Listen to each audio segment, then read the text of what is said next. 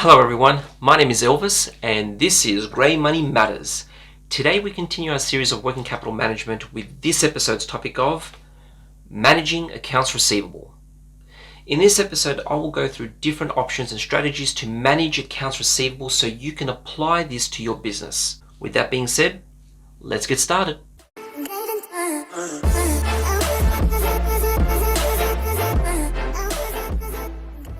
I have compiled a list of 10 key points that will encompass a high-level overview of how to manage accounts receivable. So let's begin with point number 1. Establish a credit policy.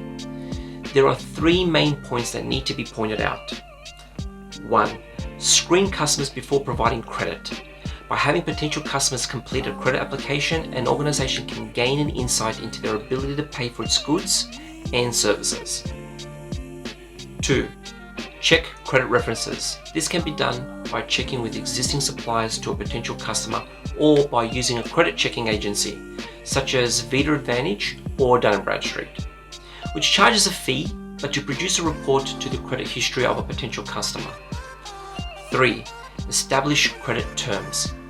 This includes establishing when payments will be due and the penalties that can be enforced if payments are overdue, such as interest or late charges. 2. Make invoicing clear to facilitate payment. Accuracy is important to ensure on-time payment. There should be no excuse for a customer to dispute an invoice. For example, include purchase orders numbers where applicable so that the customer can easily trace their purchase order history. Ensure that all additions and other calculations are correct, product descriptions that link back to the customer's purchase order, and that the goods and services being invoiced have been provided. You will be amazed at how much delay in payment occurs when customers spot an error in the invoice and then request a reprinted invoice, along with a delay in payment. Highlight the balance due and the due date and include details of how payment can be made. The most cost-effective method of receiving customer payments is by direct electronic funds transfer to a bank account, such as EFT or BPay. This is a given. Make sure you include these details on the invoice. Don't forget to include contact details, at least for customers to be able to contact someone in your organization when they have a query. You might find calling customer is more effective. Take the time and make the effort to call your overdue customers to remind them that their payment is due and to ask if they are satisfied with the services or product that they received. Find out whether a different method of payment would be simpler or ask when they will expect to receive payment. Keep a record of the conversation, and if you don't receive payment as promised, call again. Invoice earlier. Customers operate on different payment cycles regardless of whether a customer takes an early settlement discount, pays on receipt of invoice, or pays on the due date. The sooner they have the invoice, the sooner the cash will flow to the organization in each of these circumstances. An upfront payment method can also be used to receive some of the funds and reduce credit risk, but that usually happens with service industries. 4. Reduce time to receive payment. Encourage customers to use a direct funds transfer such as EFTs and BPay, pretty much any electronic funds arrangement that will speed up payment. 5. Consider offering early settlement discounts. Customers can be encouraged to make payments earlier if they receive a discount, but an organization needs to assess whether the benefit of having cash early outweighs the cost of the discount. 6. Follow up with overdue accounts. This requires a certain process to follow. Depending on the late payments that are causing issues, you will need to follow these particular steps. Establish monitoring and reporting mechanisms. Compile an aged debtor balance, which is often used to monitor the age of individual debtor accounts and to assess the amounts of debt that are past due. Contact customer accounts as soon as they exceed agreement terms. This might initially be a reminder email or a collection telephone call. If this does not elicit a response, there might be a second, more strongly worded email or another telephone call. The number of debtors or the size of the debt might determine whether an organization uses telephone calls or emails in the first instance.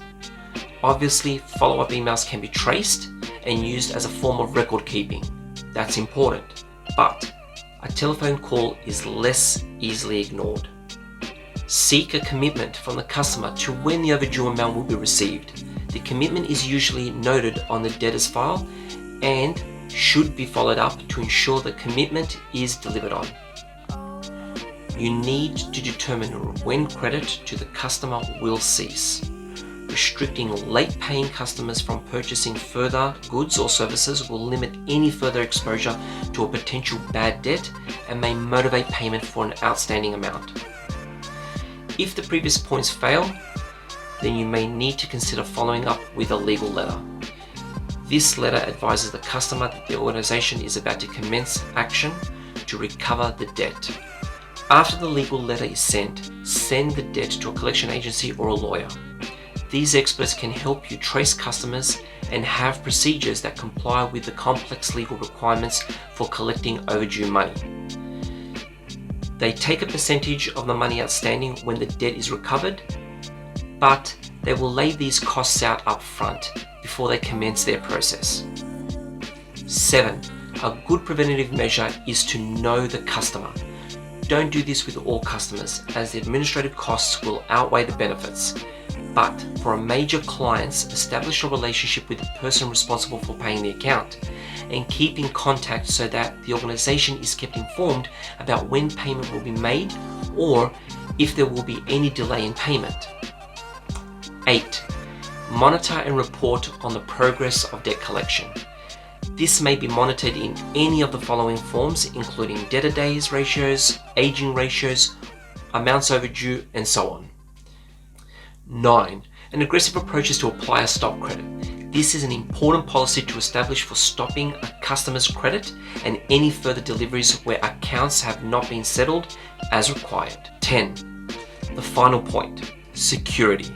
Please ensure you consider establishing trading terms whereby title of inventory does not pass over to the customer until payment has been received, or a customer is required to provide a director's guarantee. And that is it. That's the end of the video.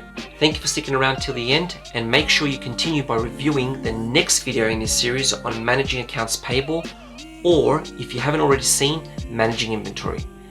Thank you, and until next time.